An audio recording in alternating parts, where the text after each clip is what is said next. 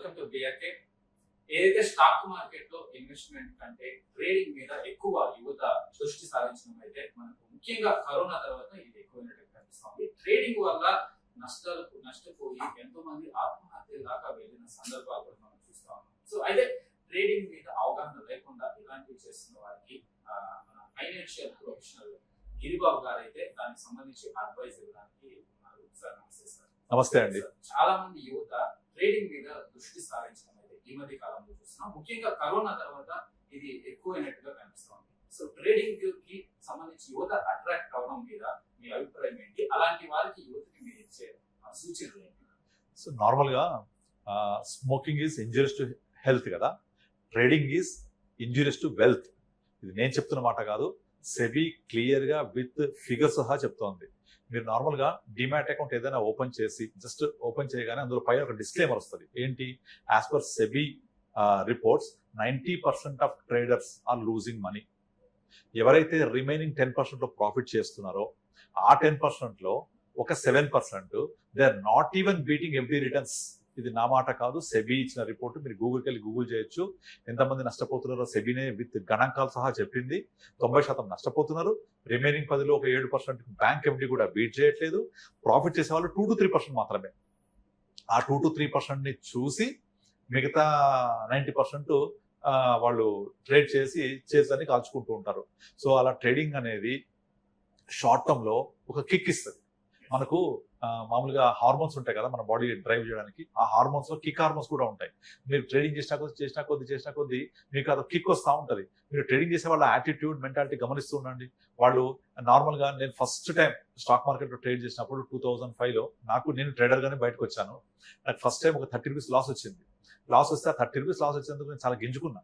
So 30 rupees loss వచ్చింది, దాన్ని revenge తీసుకోవాలి, రేపు ఇంకా సంపాదించాలని. ఇప్పుడు నా వాల్యూమ్ చాలా తక్కువ. ఆ దానికే నేను 30 రూపాయలకు చాలా తల్లడిల్లిపోయినా. బట్ తర్వాత అది 50 రూపాయలు అయింది, తర్వాత 100 రూపాయలు అయింది, తర్వాత అలవాటు అయిపోయింది. కనుక అలా అలవాటు అయిపోద్ది. డబ్బులు పోతున్నా కొద్దీ ఇంకా ఇంకా ఇంకా రివెంజ్ తీసుకోవడానికి ట్రై చేస్తానే ఉంటారు జనాలు. కానీ ఎప్పటికీ మనం స్టాక్ మార్కెట్ మీద రివెంజ్ తీసుకోలేము, మనము దానిపైన పై చేసి సాధించలేము. ఎవరు చేస్తారు అంటే investors. Stay invested, keep invested, buy, hold, wait till your goal, then you can make very very good wealth. ఇప్పుడు నార్మల్ గా మనము చాలా మందిని చూస్తుంటాము. మన ఇండియన్ స్టాక్ మార్కెట్ లో ఈ పలానా కంపెనీలో పలానా షేర్ కొని 20 సంవత్సరాల తర్వాత, ఫర్ ఎగ్జాంపుల్ రీసెంట్ గా న్యూస్ లో వచ్చింది, JSW స్టీల్ 1 లక్ష రూపాయలు పెట్టుంటే 80 కోట్లు అయింది అని. అలాగే ఇన్ఫోసిస్ లో పబ్లిక్ ఇష్యూలో ఒక 10,000 రూపాయలు ఇన్వెస్ట్ చేస్తే today the value is more than 7 to 8 crores. But Reliance Industries IPOలో 2000 ఇన్వెస్ట్ చేస్తే వాళ్ళు మోర్ దెన్ 50-60 lakhs. ఇవన్నీ కూడా ఓవర్ నైట్ అయినా కావు. ఓవర్ పీరియడ్ ఆఫ్ టైం, ఒక డికేట్స్ పాటు ఒక 500 రూపాయలు 50 లక్షలు, ఒక 1000 రూపాయలు 1 కోటి రూపాయలు, 1 లక్ష రూపాయలు 80 కోట్లు, ఇంత వెల్త్ క్రియేట్ అయిన వెనక మనం వెలకట్టని సమయం ఉంది, టైం ఉంది. ఆ టైంని అర్థం చేసుకోకుండా చాలా మంది క్విక్ మనీ కోసం వెంపర్లాడుతూ ఉంటారు. ఇప్పుడు క్రిప్టో కరెన్సీ ఉంది. మీకు మ్యూచువల్ ఫండ్స్ ఇన్వెస్ట్ చేసే వాళ్ళు 5 కోట్లు ఉంటే స్టాక్ మార్కెట్ డిమాట్ అకౌంట్స్ 20 కోట్లు. క్రిప్టో కరెన్సీలో ఇన్వెస్ట్ చేసే వాళ్ళు ఒక 10 కోట్లు పైన దాటిపోయారు. వీళ్ళందరికీ ఏం కావాలి? క్విక్ మనీ కావాలి. యాక్చువల్లీ క్విక్ మనీ అనేది పాసిబుల్ అవ్వదు. సో అయినా సరే దాన్ని వెంపర్లాడుతూ ఉంటారు. ఓవర్ నైట్ కావాలి, BTST, by today cell tomorrow, నేను ట్రేడ్ చేయాలి, టిప్స్ వస్తూ ఉంటాయి, టెలిగ్రామ్ నిండా టిప్సే ఉంటాయి, దీని వెనకబడి పోతూ ఉంటారు. ఇది పొరపాటున కూడా చేయొద్దు. అలా చేసి చేతి కాల్చుకుంటూ ఉంటారు. ఇది ఒక పేకాట లాంటిది. పేకాటలో మనము గనక ఒక రౌండ్ తిరిగి మంచి డబ్బులు వస్తూ ఉంటే మనం లేవబుద్ధి కాదు, లేదా డబ్బులు పోతూ ఉంటే అక్కడి నుంచి లేవబుద్ధి కాదు. ఎందుకు? ఇక్కడ పోగొట్టుకున్న కదా వెతకాలి నేను. మీరు లేస్తానంటే డబ్బులు వచ్చిన తర్వాత ఎదురు లేవనియాడు, నేను పోగొట్టుకున్న కదా నువ్వు ఉండు అంటాడు. ఇక నేను డబ్బులు వచ్చిన తర్వాత పోబుద్ది కాదు, ఎందుకు? హ్యాండ్ రైజింగ్ లో ఉంది, నేను ఇక్కడే కూర్చుంటాను. సో సేమ్ అలాంటిది ఇది కూడా. సో మనకు వ్యసనం లాగా తయారైపోతుంది. ఎంత డబ్బులున్నా కూడా పెట్టబుద్ధి అయితే ఉంటుంది. ఈ కొత్త స్ట్రాటజీస్ ప్రిపేర్ చేసుకుంటూ ఉంటారు.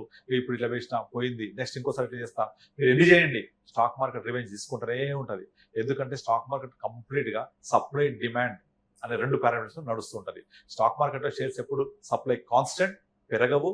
డిమాండ్ బట్టి ప్రైస్ మూవ్ అవుతూ ఉంటుంది. ఈ డిమాండ్ ని ఇన్ఫ్లుయెన్స్ చేసే ఎక్స్టర్నల్ ఫ్యాక్టర్స్ చాలా ఉంటాయి. న్యూస్ అవ్వచ్చు, టెక్నికాలిటీస్ అవ్వచ్చు, లేకపోతే కంపెనీ రిలీజ్ చేసే డేటా అవ్వచ్చు, చాలా ఎక్స్టర్నల్ ఫ్యాక్టర్స్ ఉంటాయి. దాన్ని బట్టి ప్రైస్ మూవ్ అవుతూ ఉంటుంది. బట్ ఇవన్నీ చూడకుండా సింపుల్ గా బై చేసి పెరగానే అమ్మాలి, తగ్గితే లాస్ బుక్ చేసుకోవాలి, ఈ విధానంలో ఉంటారు. అండ్ ఇంకొక అజం పోసేది F&O, ఫ్యూచర్స్ అండ్ ఆప్షన్స్. అది ఇంకా దారుణం. F&O nothing but weapons of mass destruction.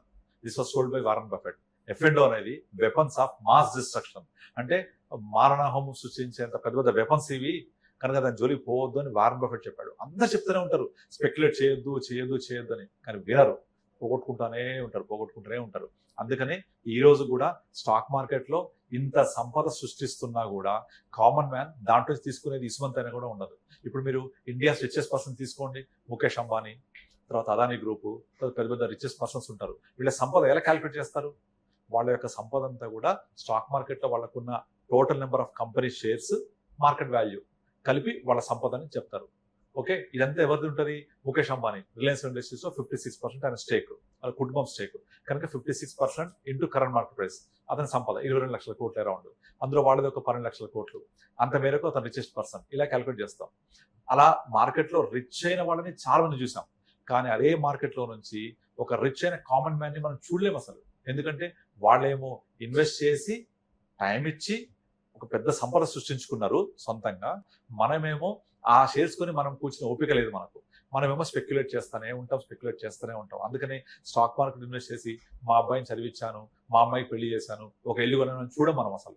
అందుకే ఆ స్పెక్యులేషన్ నుంచి బయటకు వచ్చి మ్యూచువల్ ఫండ్స్ అనే ఒక సూపర్ ప్రోడక్ట్ లో ఇన్వెస్ట్ చేస్తే, ఆ మ్యూచువల్ ఫండ్స్ అనేది ఒక మంచి సొల్యూషన్ లాంటిది అది ఫర్ యువర్ నీడ్స్, గోల్స్, మీ యొక్క టార్గెట్స్ కి.